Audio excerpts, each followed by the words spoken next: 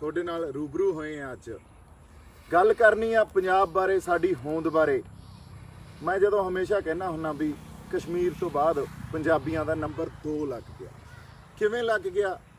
सानू आ किसानी audience they through साडी मिट्टी नालों खोरिया जा रहा, साडे पिंडां नालों खोरिया जा रहा।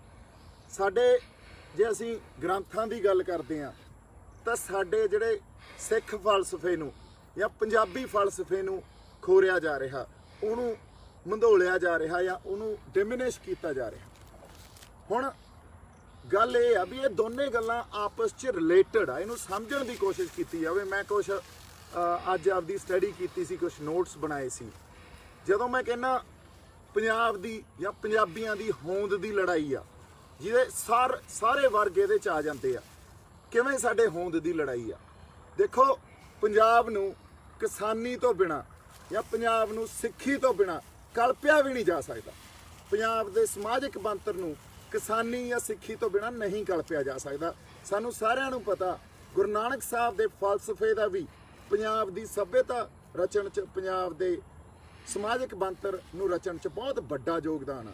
उवें किसानी दा बहुत वड्डा योगदान आ, क्योंकि असीं मिट्टी नाल जुड़े हुए लोग, आपदे पिंडां नाल जुड़े हुए लोग आ। ते जदों सानूं साडी मिट्टी तो ते साडे पिंडां तो खोरिया जांदा, साडा बड़ा कुछ खुर जांदा। ये सानूं सारिआं नूं पता। पर हुण असल जिहड़ी गल करदे आ ना भी सरकारां दीयां मारू नीतियां या सरकारां काम किवें करदियां, अज आपां इहदी गल करदे आ। सरकारां काम आए करदियां, प्रोपोगंडा पॉलिटिक्स करदी आ। स्पैशली अज दी जिहड़ी सरकार आ बीजेपी, ते ये सारियां सरकारां ਜਿਹੜੀਆਂ बैठियां इस वेले साडे हुक्मरान आ, प्रोपोगंडा पॉलिटिक्स करदे आ। तुसीं ये देखो, आ नैशनल मीडिया के थ्रू या अर्नब गोस्वामी थोड़े सामने एक एग्जाम्पल आ, उन्होंने कोई फर्क नहीं पैंदा पतंदर नूं, लोकां नूं कुछ भुखे मरी जाण, उन्हां नूं कुछ खाण नूं रोटी मिले कि ना मिले, नौकरियां मिलन कि ना मिलन, या GDP -23% जा रही आ, कोई इहदी गल नहीं करदा। वो सिर्फ गल करूगा सुशांत सिंह राजपूत, रिया चक्रवर्ती भी असीं उन्हां तो की लेना यार। ठीक आ, कोई बंदा मर गया, तुसीं एक ਵੱਖਰੇ तौर पर ਉਹਦੀ कोई जांच मुहिम आपदा करो जो करना, पर ਉਹਨੂੰ नैशनल मीडिया ते इस तरह ਚੱਕ देना ते ਇੰਨਾ प्रोपोगंडा कर देना भी लोगों का ध्यान ही होर पासे कर देना। मुड़ के कंगना आ जाती आ, वो कहती आ देखो भारत माता की जय, मेरा छज्जा तोड़िया जा रहा, इत्थे किसानां दीयां हड्डियां तोड़ियां जा रहीआं, ਉਹਨੂੰ ਤਾਂ कोई दिखाउंदा नहीं। इन्हां ने नहीं दिखाउणा, इन्हां नूं पता भी तुहानूं असल मुद्दे तो भटकाउणा किवें आ ते असल मुद्दे तो दूर किवें ले जाना। हुण ਇਹ ਗੱਲ ਜਿਹੜੀ ਸਾਜ਼ਿਸ਼ ਆ, ਜਾਂ ਇੱਕ ਅੰਗਰੇਜ਼ੀ ਚ ਕਹਿੰਦੇ ਹੁੰਦੇ ਆ ਕੰਟਰੋਵਰਸੀ ਥਿਊਰੀਜ਼ ਜਾਂ ਕਨਸਪੀਰੇਸੀ ਥਿਊਰੀਜ਼, ਐਕਚੁਅਲੀ ਉਹ ਕਨਸਪੀਰੇਸੀ ਥਿਊਰੀਜ਼ ਨੂੰ ਸਮਝਣ ਦੀ ਕੋਸ਼ਿਸ਼ ਕਰਦੇ ਆ ਆਪਾਂ। ਅੱਜ ਜਿਹੜਾ ਆਰਡੀਨੈਂਸ ਆਇਆ ਕਿਸਾਨਾਂ ਨੂੰ, ਮੈਂ ਦੱਸਦਾ, ਤੁਸੀਂ ਬਾਦਲ ਬੈਠੇ ਰਹੋ, ਉਹਨਾਂ ਦੇ ਹੱਥ ਪੱਲੇ ਕੁਛ ਨਹੀਂ ਆ। ਤੁਸੀਂ ਪਟਿਆਲੇ ਬੈਠੇ ਰਹੋ, ਇਹਨਾਂ ਦੇ ਹੱਥ ਪੱਲੇ ਕੁਛ ਨਹੀਂ ਆ। ਤਾਂ ਵੈਦ ਆ, ਸਾਨੂੰ ਬਿਮਾਰੀ ਦਿੱਲੀੋਂ ਪੈਂਦੀ ਆ, ਅਸੀਂ ਵੈਦਾਂ ਤੋਂ ਕਿਵੇਂ ਲੈ ਲਾਂਗੇ ਦਵਾਈਆਂ? ਵੈਦਾਂ ਨੇ ਕੁਛ ਨਹੀਂ ਦੇਣਾ ਸਾਨੂੰ। ਸਾਨੂੰ ਕੋਈ ਸੰਘਰਸ਼ ਇਹੋ ਜਿਹਾ ਵਿੱਢਣਾ ਪੈਣਾ, ਇਹੋ ਜਿਹੀ ਕ੍ਰਾਂਤੀ ਲਿਆਉਣੀ ਪੈਣੀ ਆ ਜਿੱਥੇ ਅਸੀਂ ਸਰਕਾਰਾਂ ਲਈ ਕੋਈ ਨਾ ਕੋਈ ਮਜਬੂਰੀ ਖੜੀ ਕਰ ਦਈਏ। ਜਦੋਂ ਤੱਕ ਸਰਕਾਰ ਦਿੱਲੀ ਬੈਠੀ ਹੈ ਜਿਹੜੀ, ਉਹਦੇ ਲਈ ਕੋਈ ਮਜਬੂਰੀ ਨਹੀਂ ਖੜੀ ਕਰਾਂਗੇ, ਸਾਨੂੰ ਇਸ ਸੰਘਰਸ਼ 'ਚੋਂ ਕੁਛ ਨਹੀਂ ਮਿਲਣਾ। ਮੋਦੀ ਸਾਹਿਬ ਵੀ ਇਹ ਟਵੀਟ ਕਰ ਦਿੰਦੇ ਆ ਪੰਜਾਬੀ 'ਚ, ਮੋਦੀ ਟਵੀਟ ਕਰਦਾ ਤੇ ਅਸੀਂ ਖੁਸ਼ ਹੋ ਜਾਂਦੇ ਆ। ਬਾਈ ਜੀ ਇਹਨਾਂ 'ਚੋਂ ਕੱਢਣ ਪਾਉਣ ਨੂੰ ਕੁਛ ਨਹੀਂ ਮਿਲਣਾ। ਜਾਂ ਇਹ ਕਹਿ ਦਈਏ ਯਾਰ ਅੱਜ ਤਾਂ ਬੜਾ ਧਰਨੇ ਤੇ ਯਾਰ ਰਸ਼ ਸੀ, ਅੱਜ ਤਾਂ ਬਾਈ ਉੱਥੇ ਪੈਰ ਧਰਨ ਨੂੰ ਜਗ੍ਹਾ ਨਹੀਂ ਸੀ, ਇਹਨਾਂ ਗੱਲਾਂ 'ਚੋਂ ਵੀ ਕੁਛ ਨਹੀਂ ਮਿਲਣਾ। ਅਸੀਂ ਆਪਦੀ ਮੁੜ ਕੇ 10 ਦਿਨਾਂ ਬਾਅਦ ਘਰੋਂ ਘਰੀ ਹੋ ਜਾਾਂਗੇ। ਮੈਂ ਵੀ ਆ ਜਾਣਾ ਜੀ, ਮੈਂ ਲਓ ਜਿੱਥੇ ਮਰਜ਼ੀ ਬੁਲਾ ਲਓ, ਜਿੱਥੇ ਮਰਜ਼ੀ ਭੁਗਤਾ ਲਓ, ਤੁਹਾਡੇ ਨਾਲ ਖੜਾ, ਪਰ ਉਹਦਾ ਹੱਲ ਕੋਈ ਨਹੀਂ। ਸਾਨੂੰ ਹੱਲ ਵੱਲ ਵਧਣਾ ਪੈਣਾ ਤੇ ਸਾਨੂੰ ਦੇਖਣਾ ਵੀ ਪੈਣਾ ਵੀ ਅਸੀਂ ਜਿਹੜੇ ਸਰਕਾਰ ਨਾਲ, ਜਿਹੜੀ ਏਜੰਸੀਆਂ ਨਾਲ, ਤਾਂ ਜਿਹੜਾ ਕਾਰਪੋਰੇਟ ਸੈਕਟਰ ਆ ਜਿਹਨੂੰ ਮੈਂ ਕਹਿੰਦਾ ਹੁੰਦਾ ਪੂੰਜੀਵਾਦ, ਉਹਦੇ ਨਾਲ ਲੜ ਰਹੇ ਆ। ਅਸਲ ਜਾੜੇ ਵੀ ਉੱਥੇ ਪਈ ਆ, ਕਿਉਂਕਿ ਕੋਈ ਵੀ ਨੀਤੀ ਬਣਦੀ ਆ, ਕੋਈ ਵੀ ਆਬਜੈਕਟਿਵ ਹੁੰਦਾ, ਆਲਵੇਜ਼ ਰਿਮੈਂਬਰ ਦਿਸ, ਕੋਈ ਵੀ ਆਬਜੈਕਟਿਵ ਆ ਸਰਕਾਰ ਦਾ, it is always to accommodate corporate sector. So ਉਹ ਪੂੰਜੀਵਾਦ ਨੂੰ ਅਕੋਮੋਡੇਟ ਕਰਨ ਵਾਸਤੇ ਇਹਨਾਂ ਨੇ ਨੀਤੀਆਂ ਬਣਾਈਆਂ ਹੁੰਦੀਆਂ, ਕਿਉਂਕਿ ਸਰਕਾਰਾਂ ਨੂੰ ਰਨ ਹੀ ਇਹ ਕਾਰਪੋਰੇਟ ਸੈਕਟਰ ਕਰਦੇ ਆ। ਲੋ ਮੈਂ ਤੁਹਾਨੂੰ ਇਹ ਕਨਸਪੀਰੇਸੀ ਥਿਊਰੀ ਬਾਰੇ ਦੱਸ ਰਿਹਾ ਸੀ। ਇਹਨੂੰ ਪੰਜਾਬੀ 'ਚ ਕਹਿੰਦੇ ਆ ਸਾਜ਼ਿਸ਼ ਕਿਵੇਂ ਰਚੀ ਗਈ। ਸਾਜ਼ਿਸ਼ ਉਸ ਵੇਲੇ ਤੋਂ ਰਚੀ ਗਈ ਜਦੋਂ ਇਹਨਾਂ ਨੇ ਪਹਿਲਾ ਇੱਕ ਆਰਡੀਨੈਂਸ ਲੈ ਕੇ ਆਂਦਾ, ਜਿਹਦੇ 'ਚ ਜਿਹੜਾ ਮਰਜ਼ੀ ਕਾਰਪੋਰੇਟ ਘਰਾਣਾ ਜਦੋਂ ਬੀਜੇਪੀ ਨੂੰ ਜਾਂ ਕਿਸੇ ਸਰਕਾਰ ਨੂੰ ਫੰਡ ਦੇਊਗਾ, ਤੇ ਉਹਦੀ ਕੋਈ ਸਵਾਲ ਨਹੀਂ ਕੀਤਾ ਜਾਊਗਾ। ਹੁਣ ਉਹਦਾ ਨਾਂ ਅਨੋਨਿਮਸ ਰੱਖਿਆ ਜਾਊਗਾ ਤੇ ATC ਦੇ under section ATC of income tax ਦੇ ਅੰਡਰ ਉਹਨੂੰ ਰਿਬੇਟ ਵੀ ਮਿਲੂਗੀ ਸਾਰੀ ਦੀ ਸਾਰੀ, ਜਿਹੜੀ ਉਹਨੇ ਇਹਨਾਂ ਨੂੰ ਕੋਈ ਇਲੈਕਟਰਲ ਬੌਂਡਸ ਦੇ ਥਰੂ ਫੰਡ ਦਿੱਤੇ ਆ। ਹੁਣ ਫੰਡ ਜਾਂਦੇ ਆ ਅੱਜ BJP ਦਾ ਜਿਹੜਾ ਤੁਸੀਂ ਇਹ ਕਹਿ ਲਓ ਸੋਸ਼ਲ ਮੀਡੀਆ ਜਾਂ ਪ੍ਰੋਪੇਗੈਂਡਾ ਪੋਲਿਟਿਕਸ ਦਾ ਜਿਹੜਾ ਉਹਨਾਂ ਦਾ ਬਜਟ ਆ ਉਹ 500 ਜਾਂ 1000 ਕਰੋੜ ਆ। ਹੁਣ ਉਹਨਾਂ ਦੀ ਕੋਈ ਫੈਕਟਰੀਆਂ ਥੋੜੀ ਆ, ਉਹਨਾਂ ਕੋਲੇ ਕਿੱਥੋਂ ਆਉਂਦੇ ਆ? ਇਸ ਕਾਰਪੋਰੇਟ ਸੈਕਟਰ ਤੋਂ ਹੀ ਆਉਂਦੇ ਆ ਤੇ ਮੁੜ ਕੇ ਇਹ ਕੀ ਕਰਦੇ ਆ, ਉਹਨਾਂ ਨੂੰ ਅਕੋਮੋਡੇਟ ਕਰਦੇ ਆ। ਹੁਣ ਇਹਨਾਂ ਨੇ ਸਾਜ਼ਿਸ਼ ਕਿਵੇਂ ਰਚੀ? ਪਹਿਲਾਂ ਉਹ ਆਰਡੀਨੈਂਸ ਆਇਆ ਜਿੱਥੇ ਜਿਹੜੇ ਫੰਡਸ ਮਿਲਣਗੇ ਉਹ ਦੱਸਿਆ ਨਹੀਂ ਜਾਊਗਾ ਕਿੱਥੋਂ ਆਏ ਆ, ਕੌਣ ਦੇ ਰਿਹਾ, ਤੇ ਉਹ ਜਿਹੜਾ ਬੰਦਾ ਦੇ ਰਿਹਾ ਉਹਨੂੰ ਇਨਕਮ ਟੈਕਸ 'ਚ ਰਿਬੇਟ ਵੀ ਦੇਣਗੇ ਤੇ ਉਸ ਇਨਕਮ ਨੂੰ ਐਗਜ਼ਾਮਟ ਵੀ ਕਰਨਗੇ, ਮਤਲਬ ਉਹਨੂੰ ਸਾਰੇ ਫਾਇਦੇ ਦੇਣਗੇ ਔਰ ਦੱਸਣ ਦੀ ਵੀ ਕੋਈ ਲੋੜ ਨਹੀਂ। ਇਸ ਗੱਲ ਤੇ ਉਸ ਵੇਲੇ ਬਹੁਤ ਵਿਰੋਧ ਹੋਇਆ ਪਰ ਉਹਨੂੰ ਦੱਬਿਆ ਗਿਆ, ਕੋਈ ਹੋਰ ਬਿਰਤਾਂਤ ਰਚ ਦਿੱਤਾ ਜਾਂਦਾ। ਕਦੇ ਇਹ ਬਿਰਤਾਂਤ ਰਚਦੇ ਆ ਡੀਮੋਨੇਟਾਈਜੇਸ਼ਨ ਕਰ ਦੋ, ਉਹ ਵੀ ਇਹਨਾਂ ਕਾਰਪੋਰੇਟਾਂ ਵਾਸਤੇ ਕੀਤੀ ਗਈ ਕਿਉਂਕਿ ਬੈਂਕਸ ਕੋਲੇ ਫੰਡ ਹੈ ਨਹੀਂ ਸੀ, ਕਾਰਪੋਰੇਟਸ ਨੂੰ ਫੰਡ ਦੇਣੇ ਸੀ, ਲੋਨ ਦੇਣੇ ਸੀ, ਬੈਂਕਸ ਕੋਲੇ ਫੰਡ ਵਾਪਸ ਕਿਵੇਂ ਆਉਣਗੇ? ਚੱਕੋ ਡੀਮੋਨੇਟਾਈਜੇਸ਼ਨ। ਅੱਛਾ, ਅਗਲੀ ਗੱਲ, ਡਿਫੈਂਸ ਬਜਟ ਕਿਉਂ ਵਧਾਇਆ ਜਾਂਦਾ? ਇਹਦਾ ਵੀ ਕਾਰਪੋਰੇਟਸ ਨੂੰ ਅਕੋਮੋਡੇਟ ਕਰਨ ਵਾਸਤੇ ਗਵਰਨਮੈਂਟ ਡਿਫੈਂਸ ਬਜਟ ਵਧਾਉਂਦੀ ਆ। ਹੁਣ ਅੱਜ ਮੈਂ ਇੱਥੇ ਕਿਉਂ ਬੈਠਾ ਜਾਂ ਅਸੀਂ ਕਿਸਾਨੀ ਦੀ ਗੱਲ ਕਰ ਰਹੇ ਹਾਂ, ਤਵੀਆਂ ਤੇ ਬੈਠੇ ਆ, ਖੇਤ 'ਚ ਬੈਠੇ ਆ, ਮੈਂ ਇਹ ਕਹਿੰਦਾ ਵੀ ਆਹ ਸਾਡੀ ਮਿੱਟੀ ਨਾਲ ਬਾਈ ਜੀ ਸਾਡੀ ਹੋਂਦ ਜੁੜੀ ਆ ਤੇ ਜਿੱਦਾਂ ਇਹ ਸਾਡੇ ਨਾਲੋਂ ਤੋੜਤੀ ਨਾ ਪੰਜਾਬ ਤੇ ਅਸੀਂ ਖਤਮ ਹੋ ਜਾਾਂਗੇ, ਸਾਡੀ ਹੋਂਦ ਨੂੰ ਨਹੀਂ ਕਲਪ ਸਕਦੇ ਮੁੜ ਕੇ। ਅਗਲੀ ਗੱਲ ਕਨਸਪੀਰੇਸੀ ਥਿਊਰੀ ਦੀ। ਹੁਣ 22 ਮਾਰਚ ਨੂੰ ਇਹਨਾਂ ਨੇ ਲੋਕਡਾਊਨ ਅਨਾਉਂਸ ਕੀਤਾ, ਇਹਨਾਂ ਨੂੰ ਪਤਾ ਸੀ ਵੀ ਰਾਤੋਂ ਰਾਤ 8 ਕਰੋੜ ਲੇਬਰ ਜਾਂ ਮਾਈਗ੍ਰੈਂਟਸ ਉਹ ਹੋਮਲੈਸ ਹੋ ਜਾਣਗੇ, ਉਹ ਘਰੋਂ ਬਾਹਰ ਹੋ ਜਾਣਗੇ, ਜਿੱਥੇ ਜਿੱਥੇ ਆਪਦੇ ਕੰਮ ਕਰਦੇ ਆ ਉਹ ਜੌਬਸ ਤੋਂ ਨਿਕਲ ਜਾਣਗੇ ਤੇ ਆਪਦੇ ਦੇਸ਼ਾਂ ਵੱਲ, ਆਪਦੇ ਸਟੇਟਸ ਵੱਲ, ਬਿਹਾਰ UP ਦੀ ਲੇਬਰ ਜਿਵੇਂ ਗਈ ਆ ਉਧਰ ਨੂੰ ਚਾਲਾ ਪਾਉਣਗੇ। ਤੁਹਾਨੂੰ ਕੀ ਲੱਗਦਾ ਇਹ ਰੇਲਾਂ ਨਹੀਂ ਚਲਾ ਸਕਦੇ ਸੀ ਕਿ ਹਵਾਈ ਜਹਾਜ਼ ਨਹੀਂ ਚਲਾ ਸਕਦੇ ਸੀ? ਉਹਨਾਂ ਨੂੰ ਭੇਜਣ ਵਾਸਤੇ ਚਲਾ ਸਕਦੇ ਸੀ ਪਰ ਨਹੀਂ ਚਲਾਏ ਗਏ। ਕਿਉਂ ਨਹੀਂ ਚਲਾਏ ਗਏ?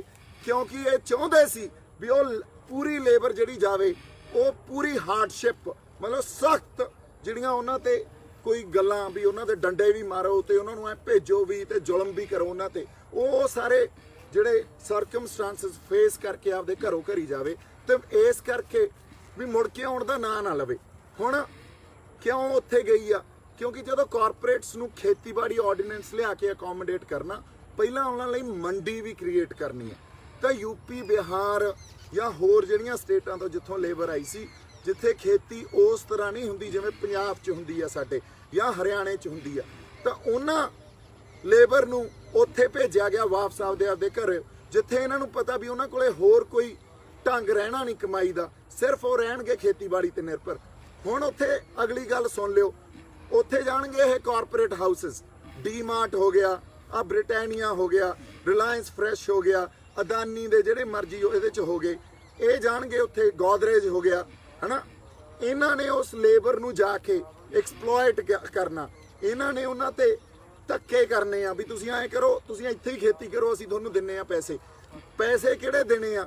ਐਕਸਪਲੋਇਟ ਕਰਨਾ, ਉਹਨਾਂ ਤੋਂ ਸਲੇਵਰੀ ਕਰਾਉਣੀ ਆ, ਉਹਨਾਂ ਤੋਂ ਸਲੇਵਰੀ ਕਰਾ ਕੇ ਉੱਥੇ ਜੋ ਚਾਹਣਗੇ ਪੈਦਾ ਕਰਾਉਣਗੇ।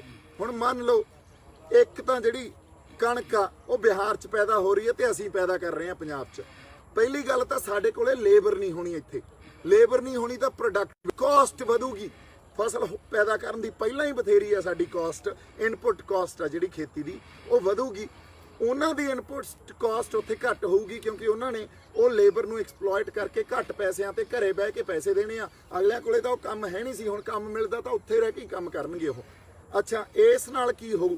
ਪੰਜਾਬ ਦਾ ਜਿਹੜਾ ਕਿਸਾਨੀ ਆ ਜਾਂ ਪੰਜਾਬ ਦਾ ਜਿਹੜਾ ਐਗਰੀਕਲਚਰ ਆਪਣਾ ਇੱਕ ਸਿਸਟਮ ਆ, ਐਗਰੇਰੀਅਨ ਸੁਸਾਇਟੀ ਆ, ਉੱਥੇ ਸਾਡੀ ਕਾਸਟ ਵਧੀ ਤਾਂ ਫਸਲਾਂ ਦੇ ਮੁੱਲ ਵਧਣਗੇ, ਉਹਨਾਂ ਦੀਆਂ ਫਸਲਾਂ ਦੇ ਮੁੱਲ ਹੋਣਗੇ ਘੱਟ ਬਾਈ ਜੀ। ਇਸ ਕਰਕੇ ਉਸ ਕੰਪੀਟੀਸ਼ਨ 'ਚ ਆ ਕੇ ਸਾਨੂੰ ਆਪਦੇ ਮੁੱਲ ਵੀ ਥੱਲੇ ਸਿੱਟਣੇ ਪੈਣੇ ਆ। ਜਦੋਂ ਅਸੀਂ ਘੱਟ ਮੁੱਲਾਂ ਤੇ ਫਸਲਾਂ ਵੇਚੀਆਂ ਤੇ ਸਾਡੇ ਹੱਥਾਂ 'ਚ ਤਾਂ ਕੁਝ ਰਹਿ ਹੀ ਨਹੀਂ ਜਾਣਾ ਨਾ। ਅਸੀਂ ਜੇ ਸੋਚਦੇ ਹਾਂ ਵੀ ਹੁਣ ਕਿਸਾਨੀ ਤੋਂ ਮੁਨਾਫਾ ਹੋ ਜੂ, ਸਾਨੂੰ ਕੋਈ ਮੁਨਾਫਾ ਨਹੀਂ ਹੋਣਾ। ਜੇ ਅੱਜ 1900 ਰੁਪਏ ਜਿਹੜੀ ਤੁਸੀਂ ਕਹਿ ਲਓ MSP ਆ ਆਪਾਂ ਨੂੰ ਕਣਕ ਦੀ ਪਰ ਕੁਇੰਟਲ, ਤੇ ਉਹ 1900 ਉਹਨਾਂ ਨੇ ਵੇਚਣਾ 1500, ਹੁਣ ਤੁਹਾਨੂੰ ਕੰਪੀਟੀਸ਼ਨ ਪ੍ਰਾਈਸ ਦੇਣੀ ਪੈਣੀ ਆ, ਤੁਹਾਨੂੰ 1500 ਹੀ ਵੇਚਣੀ ਪੈਣੀ ਆ। ਇਸ ਚੱਕਰ 'ਚ ਪੰਜਾਬ ਦੀ ਜਿਹੜੀ ਇਕਨੋਮੀ ਆ ਉਹਨੇ ਹੋਰ ਡਿੱਗ ਪੈਣਾ, ਪੰਜਾਬ ਦੀ ਪਰ ਕੈਪੀਟਾ ਇਨਕਮ ਹੋਰ ਡਿੱਗ ਪੈਣੀ ਆ। ਸੋ ਇਸ ਨਾਲ ਕੀ ਹੋਊ, ਹੁਣ ਸਾਡੀਆਂ ਜ਼ਮੀਨਾਂ ਸਸਤੀਆਂ ਹੋਣਗੀਆਂ, ਹੋਰ 5-10 ਸਾਲਾਂ ਨੂੰ ਜ਼ਮੀਨਾਂ ਸਸਤੀਆਂ ਹੋਣਗੀਆਂ ਤੇ ਉਹ ਕਾਰਪੋਰੇਟ ਘਰਾਣੇ ਜਿਹੜੇ ਬੈਠੇ ਆ ਵੱਡੇ ਵੱਡੇ, ਉਹਨਾਂ ਨੇ ਆ ਕੇ ਇੱਥੇ ਜ਼ਮੀਨਾਂ ਵੀ ਖਰੀਦਣੀਆਂ, ਤੁਹਾਨੂੰ ਤੁਹਾਡੀਆਂ ਜ਼ਮੀਨਾਂ ਤੋਂ ਵੀ ਤੋੜਨਾ। ਮੈਂ ਜੇ ਕਹਿੰਦਾ ਹੋਂਦ ਦੀ ਲੜਾਈ ਆ, ਜੇ ਸਾਡੇ ਕੋਲੋਂ, ਸਾਡੇ ਕਿਸਾਨਾਂ ਕੋਲੋਂ ਆ ਸਾਡੇ ਹੱਥੋਂ ਨਿਕਲ ਗਈ ਨਾ, ਜਿਹਨੂੰ ਅਸੀਂ ਮਾਂ ਕਹਿੰਦੇ ਆ ਆਪਦੀ ਧਰਤੀ ਨੂੰ, ਬਾਈ ਜੀ ਹੋਂਦ ਤਾਂ ਭੁੱਲ ਜਾਓ, ਤੁਹਾਨੂੰ ਤੁਹਾਡੀ ਧਰਤੀ ਤੋਂ ਦੇਸ਼ ਨਿਕਾਲਾ ਮਿਲ ਜੂ। ਹੁਣ ਮੇਰੇ ਤੇ ਜਿਹੜੇ ਬੰਦੇ ਸਵਾਲ ਕਰਦੇ ਆ ਨਾ ਵੀ ਇਹ ਸਨੀ ਦਿਓਲ ਦੇ ਨਾਲ ਸੀ, ਬੀਜੇਪੀ ਦੇ ਅਗੇਂਸਟ ਬੋਲਦਾ, he is a black sheep, ਇਹ ਤਾਂ ਪਲਾਂਟ ਕੀਤਾ ਹੋਇਆ। ਲੈ ਮੈਂ ਇਹ ਕਹਿੰਦਾ ਮੇਰੇ ਆ 50-50 ਸਾਲ ਹੋ ਗਏ ਤੁਹਾਡੇ ਨਾਲ ਜਿਹੜੇ ਲੀਡਰ ਖੜੇ ਆ, ਹਰ ਬੰਦੇ ਨੇ ਗਦਾਰੀ ਕੀਤੀ ਆ, ਤੇ ਜੇ ਮੈਂ ਗਦਾਰੀ ਕਰ ਜਾ, ਮੈਨੂੰ ਦੇਸ਼ ਨਿਕਾਲਾ ਦੇ ਦਿਓ, ਪੰਜਾਬ ਨਿਕਾਲਾ ਦੇ ਦਿਓ, ਮੁੜ ਕੇ ਨਹੀਂ ਮੈਂ ਮੂੰਹ ਦਿਖਾਉਂਦਾ। ਮੈਂ ਕੋਈ ਇਲੈਕਸ਼ਨ ਨਹੀਂ ਲੜਨੇ, ਮੈਂ ਤਾਂ ਉਹਦੇ ਲੋਕਾਂ ਲਈ ਲੜਨਾ ਆ। ਤੇ ਕਿਸਾਨ ਜਥੇਬੰਦੀਆਂ ਨੂੰ ਮੈਂ ਅਪੀਲ ਕਰਦਾ, ਬੈਠ ਕੇ ਸਾਨੂੰ ਢੰਗ ਲੱਭਣਾ ਪਊਗਾ, ਕੋਈ ਨਾ ਕੋਈ ਪੋਲੀਟੀਕਲ ਮਜਬੂਰੀ ਖੜੀ ਕਰਨੀ ਪਊਗੀ। ਜਦੋਂ ਤੱਕ ਅਸੀਂ ਇਹਨਾਂ ਦੀ ਮਜਬੂਰੀ ਨਹੀਂ ਖੜੀ ਕਰਦੇ, ਇਹ ਸਾਡੇ ਤੇ ਜ਼ੁਲਮ ਕਰਦੇ ਰਹਿਣਗੇ, ਸਾਡਾ ਸ਼ੋਸ਼ਣ ਕਰਦੇ ਰਹਿਣਗੇ, ਤੇ ਅਸਲ ਚੀਜ਼ ਨੂੰ ਦੱਬ ਕੇ ਆ ਸੁਸ਼ਾਂਤ ਸਿੰਘ, ਕੰਗਣਾ ਤੇ ਚਾਈਨਾ ਇਹੋ ਜਿਹੇ ਮੁੱਦੇ ਚੱਕ ਕੇ ਸਾਡੇ ਯੂਥ ਨੂੰ, ਸਾਡੀ ਨੌਜਵਾਨੀ ਨੂੰ ਵੀ ਫੜੀ ਰੱਖਣਗੇ। ਤਾਂ ਗੱਲ ਸਾਡੇ ਗ੍ਰੰਥਾਂ ਤੇ ਆ, ਅੱਜ ਗੱਲ ਸਾਡੀ ਕਿਸਾਨੀ ਤੇ ਆ। ਹੁਣ ਇਸੇ ਚੱਕਰ 'ਚ ਆਪਾਂ ਇਹ ਕਹਿੰਦੇ ਆ ਵੀ ਕਿਉਂ ਨਹੀਂ ਵਿਰੋਧ ਹੋ ਰਿਹਾ ਇਹਦਾ ਆਲ ਇੰਡੀਆ ਲੈਵਲ ਤੇ, ਬਿਹਾਰ, ਯੂਪੀ, ਐਮਪੀ, ਰਾਜਸਥਾਨ, ਇੱਥੇ ਕਿਉਂ ਨਹੀਂ ਵਿਰੋਧ ਹੋ ਰਿਹਾ? ਬਾਈ ਜੀ ਉੱਥੇ ਵਿਰੋਧ ਹੋ ਹੀ ਨਹੀਂ ਸਕਦਾ। ਪੈਸੇ ਤਾਂ ਅੱਜ ਸਾਡੀ ਜਿਹੜੀ ਕਿਸਾਨੀ ਆ, ਸਾਨੂੰ, ਸਾਡੇ ਕੋਲੇ ਰਿਸੋਰਸਿਸ ਵੀ ਆ ਸਿੰਜਾਈ ਦੇ, ਸਾਡੇ ਕੋਲੇ ਪਾਣੀ ਵੀ ਆ, ਸਾਡੇ ਕੋਲੇ ਮਸ਼ੀਨਾਂ ਵੀ ਆ, ਸਾਡੇ ਕੋਲੇ ਲੇਬਰ ਵੀ ਹੁੰਦੀ ਸੀ, ਤੇ ਸਾਡੀ ਕਿਸਾਨੀ ਦਾ ਇੱਕ ਲੈਵਲ ਆ, ਉਹ ਲੈਵਲ ਨਹੀਂ ਰਹਿਣਾ। ਅਸੀਂ ਇਹਨਾਂ ਦੇ ਗੁਲਾਮ ਬਣ ਜਾਾਂਗੇ, ਸਲੇਬ ਬਣ ਜਾਾਂਗੇ, ਇਹਨਾਂ ਦੇ ਥੱਲੇ ਲੱਗ ਕੇ ਜਿਵੇਂ ਕਰਨਗੇ ਉਵੇਂ ਕੰਮ ਕਰਾਈ ਜਾਣਗੇ। ਇੱਕ ਗੱਲ ਹੋਰ ਯਾਦ ਰੱਖਿਓ, ਤੁਹਾਨੂੰ ਇਹ ਪਤਾ ਹੋਣਾ ਚਾਹੀਦਾ ਤੁਸੀਂ ਲੜ ਕਿਹਦੇ ਨਾਲ ਰਹੇ ਹੋ, ਸੰਘਰਸ਼ ਕਿਹਦੇ ਖਿਲਾਫ ਕਰ ਰਹੇ ਹੋ। ਜੇ ਅਸੀਂ ਉਹਨਾਂ ਨੂੰ ਕਹਾਂਗੇ ਐਮਐਸਪੀ ਹੈ ਨਹੀਂ, ਕਹਿਣਗੇ ਚੱਕੋ ਐਮਐਸਪੀ। APMCs ਹੈ ਨਹੀਂ, ਜਿੱਥੇ ਜਾ ਕੇ ਅਸੀਂ ਫਸਲਾਂ ਵੇਚਦੇ ਸੀ, ਕਿਉਂਕਿ ਆਰਡੀਨੈਂਸ 'ਚ ਸਭ ਤੋਂ ਵੱਡੀ ਖਰਾਬੀ ਆ, ਉੱਥੇ ਮਾਰਕੀਟ ਦੀ ਜਾਂ ਮੰਡੀ ਦੀ ਡੈਫੀਨੇਸ਼ਨ ਹੀ ਨਹੀਂ ਆ। ਜੇ ਸਾਰੇ ਦੇਸ਼ ਨੂੰ ਮੰਡੀ ਕਹੀ ਜਾਂਦੇ ਆ, ਉਹ ਡੈਫੀਨੇਸ਼ਨ ਹੀ ਨਹੀਂ ਆ ਕੋਈ। ਤਾਂ ਜੇ ਸਾਡੇ ਕੋਲੇ ਮੰਡੀ ਨਹੀਂ ਹੈ ਤਾਂ ਸਾਡੇ ਕੋਲੇ MSP ਨਹੀਂ ਆ। MSP ਜੇ ਹੋਵੇ ਵੀ, ਪਹਿਲਾਂ ਤਾਂ ਹੋਰ 6 ਮਹੀਨੇ ਸਾਲ ਬਾਅਦ MSP ਵੀ ਇਹ ਲੈ ਲੈਣਗੇ ਤੁਹਾਡੇ ਤੋਂ।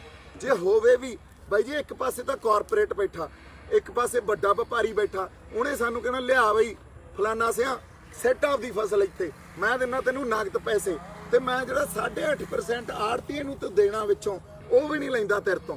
ਤੇ ਆਪਣਾ ਤਾਂ ਕਿਸਾਨ ਪਹਿਲਾਂ ਜਿੱਦੇ ਫਸਲ ਆਪਾਂ ਕਣਕ ਨਿਕਲਦੀ ਆ, ਅਗਲੇ ਦਿਨ ਵੇਚਣ ਨੂੰ ਤਿਆਰ ਹੁੰਦੇ ਆ, ਸਾਡੇ ਤਾਂ ਖਰਚੇ ਖੜੇ ਹੁੰਦੇ ਆ, ਅਸੀਂ ਕਿੱਥੋਂ ਭੰਡਾਰ ਰੱਖ ਲਾਂਗੇ ਉਹਨਾਂ ਦੇ। ਇਹਨਾਂ ਨੇ ਨਾਲ ਐਸੈਂਸ਼ੀਅਲ ਕਮੋਡਿਟੀ ਐਕਟ ਵੀ ਸੋਧ ਕੀਤੀ ਵੀ ਜਿੰਨਾ ਮਰਜ਼ੀ ਸਟੋਰ ਕਰੋ, ਕਿਸਾਨ ਨਹੀਂ ਸਟੋਰ ਕਰ ਸਕਦਾ, ਵਪਾਰੀ ਹੀ ਕਰ ਸਕਦਾ ਸਟੋਰ। ਇਹ ਵੀ ਸਮਝਣ ਦੀ ਜ਼ਰੂਰਤ ਆ।